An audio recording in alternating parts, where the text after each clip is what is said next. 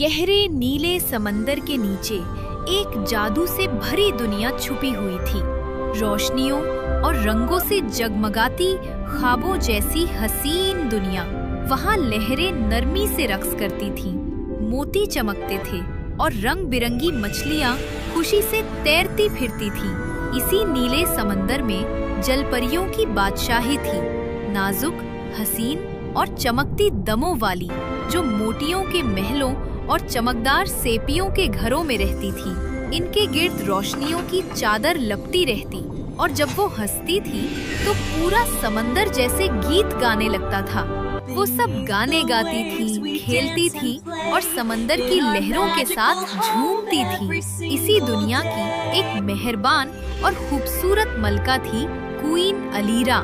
इसका महल सबसे बड़ा और हसीन था, हल्का गुलाबी, नीला और मोतियों जैसी रोशनी। अलीरा सब जलपरियों से मोहब्बत करती थी। इसका शौहर बादशाह आरोन बहुत बहादुर था, जो समंदर की हिफाजत करता था।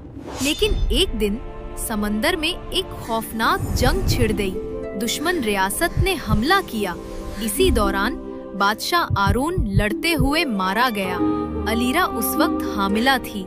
इसका दिल टूट गया, आंखों से आंसू बहने लगे। समंदर का रंग भी जैसे उसके गम में बदल गया। चंद महीने बाद समंदर में एक नर्म सी रोशनी फैल गई। अलेरा ने एक नन्ही सी बेटी को जन्म दिया। जैसे ही वो बच्ची पहली बार रोई, उसकी आंखों से खूबसूरत गुलाबी मोती टपकने लगे। वो मोती इतने रोशन और नायाब थे कि पूरा समंदर उनकी चमक से जगमगा उठा।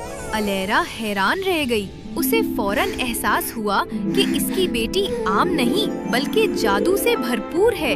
जल्द ही उसे मालूम हुआ कि इन मोतियों में ऐसी ताकत छुपी है जो जिसके पास जाती उसे बेपनाह दौलत और ताकत दे सकती थी। मगर अलेरा नहीं चाहती थी कि कोई भी इस राज को जाने। वो नहीं चाहती थी कि कोई इसकी बेटी को रुलाए, क्योंकि हर आंसू के साथ एक कीमती मोती जन्म लेता। और वो जानती थी कि दुनिया के लालची दिल ऐसे मोतियों के लिए कुछ भी कर गुजरेंगे। उसने अपनी सबसे वफादार नौकरानी इनेला को बुलाया और कहा, इनेला, मेरी बेटी की हिफाजत करना, कोई इसके मोतियों का राज ना जाने। इनेला ने वादा किया, लेकिन उसके दिल में लालच जाग उठा। अलेरा की सेहत बिगड़ती गई। मरने से पहले वो बोली, इसका नाम रखना है गुलाबी मरमेड। फिर वो खामोश हो गई। समंदर की लहरें जैसे रुक गईं। रानी अलेरा हमेशा के लिए सो गई। अलीरा के जाने के कुछ ही दिन बाद पास वाले बादशाह ने हमला कर दिया। उसके साथ उसकी मलका मारिया और बेटा शहजादा रेवन थे। वो समंदर पर कब्जा करना चाहते थे। जल परियां डर गईं। अनीला ने जल्दी से नन्ही गुलाबी जलपरी को एक सुरंग के रास्ते से बाहर निकाला। वो एक तवील जादुई सुरंग से गुजरी जो रंग बिरंगी रोशनियों से चमक रही थी। आखिरकार वो एक छुपी हुई वादी में पहुंची। वहाँ पानी नर्म गुलाबी था, सीढ़ियाँ मोतियों की बनी थीं और ऊपर एक बहुत बड़ा सेब था। सेब के अंदर एक बड़ा सा मोती रखा था। अनीला ने इसी मोती को खोला और अंदर एक गुलाबी महल चमक रहा था। वही अनीला ने गुलाबी जलपरी को छुपा दिया। वक्त गुजरता गया। गुलाबी जलपरी 18 बरस की हो गई।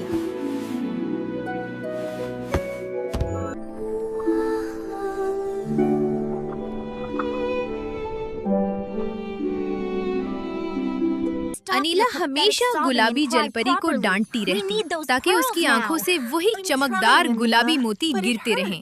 जैसे ही मोती गिरते, अनीला उन्हें चुपके से जमा करती और मलका मारिया को बेच देती, जिससे वो दिन ब दिन अमीर होती जा रही थी। गुलाबी अक्सर आंसू भरी आवाज में आप पूछती, मुझसे हमेशा नाराज क्यों रहती हैं, अनीला? मगर अनीला सख्त लहजे में बस कहती, मुंह बंद रखो, ज्यादा बातें मत करो। और गुलाबी खामोश हो जाती, दिल में एक अधूरा सा दुख लिए। एक दिन शहजादा रेवन ने अपनी माँ के हाथ में वही गुलाबी मोती देखे। उसने पूछा, ये इतने हसीन मोती कहाँ से आए? मलका मारिया ने जवाब दिया, इनीला लाती है समंदर के नीचे कहीं से। रेवन तजस्सुस में पड़ गया। उसने फैसला किया कि वो इनीला का पीछा करेगा। एक रात जब समंदर बिल्कुल साकित था और सिर्फ चांद की चमक पानी में रक्स कर रही थी, रेवन खामोशी से इनीला के पीछे गया। वो एक जादुई राहदारी से गुजरी जो नरम गुलाबी रोशनियों से जगमगा रही थी। राहदारी के आखिर में एक बड़ा सा सेब था जिसके अंदर एक चमकता हुआ मोती था। इनीला अंदर गई और जब बाहर निकली उसके हाथ में मोतियों का एक छोटा थैला था। अगले दिन रेवन ने मौका देखा और खुद उस बड़े सेब के दरवाजे से अंदर दाखिल हो गया। अंदर का मंजर ख्वाब जैसा था। नरम गुलाबी रोशनी, तैरते हुए मोती और पानी में फैली खुशबू जैसे फूल खुले हों। महल के बीच में एक खूबसूरत जलपरी बैठी थी, गुलाबी जलपरी। उसके लंबे बाल पानी में लहरा रहे थे और वो मधुर आवाज में गाना गाते हुए रो रही थी। उसके आंसू जब गिरते तो खूबसूरत गुलाबी मोती बन जाते, वही मोती जो रेवन ने अपनी माँ के पास देखे थे। रेवन आगे बढ़ा, हैरत से देखता रहा। उसने देखा कि गुलाबी जलपरी की आंखें रोने से हल्की गुलाबी हो गई हैं और वो कमजोर लग रही है। वो करीब गया, नरमी से बोला, रो मत, ये आंसू तुम्हें तकलीफ दे रहे हैं। गुलाबी चूक कर उठी। तुम कौन हो? मैं शहजादा रेवन हूँ। तुम्हें नुकसान नहीं पहुँचाऊंगा।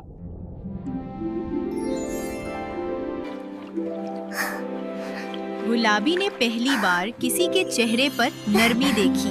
वो हल्की सी मुस्कुराई। रेवन ने फैसला किया कि वो गुलाबी को उस कैद से आजाद कराएगा। वो दोनों एक जादुई सुरंग से गुजरे।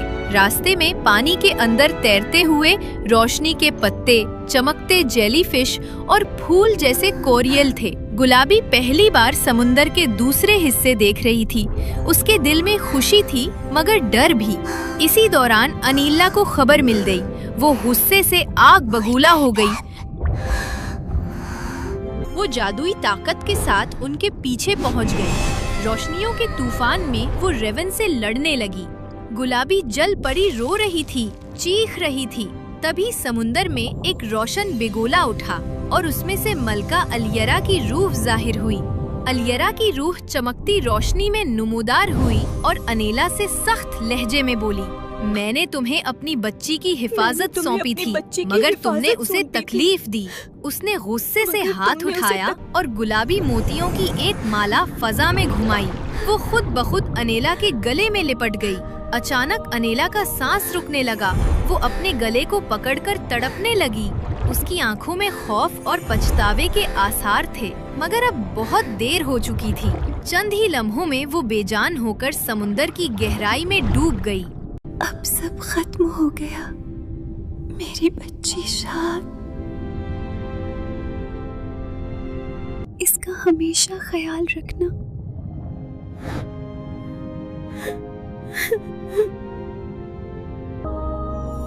ये कहकर वो धीरे धीरे रोशनी में तहलील होकर गायब हो गई।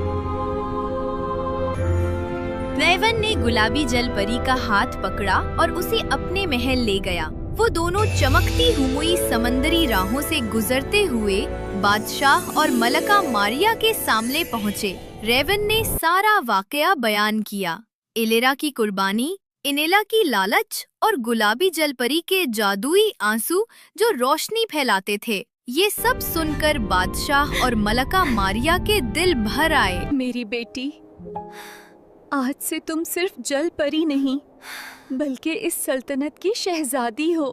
पूरी सल्तनत में खुशी की लहरें दौड़ गईं। सितारा मछलियों ने चमकदार फूल बरसाए। समंदरी घोड़ों ने अपनी दम्मों से नगमे बजाए और समंदर के रंग पहले से भी ज्यादा रोशन हो गए। I thought I might never see you again, but I'm here now.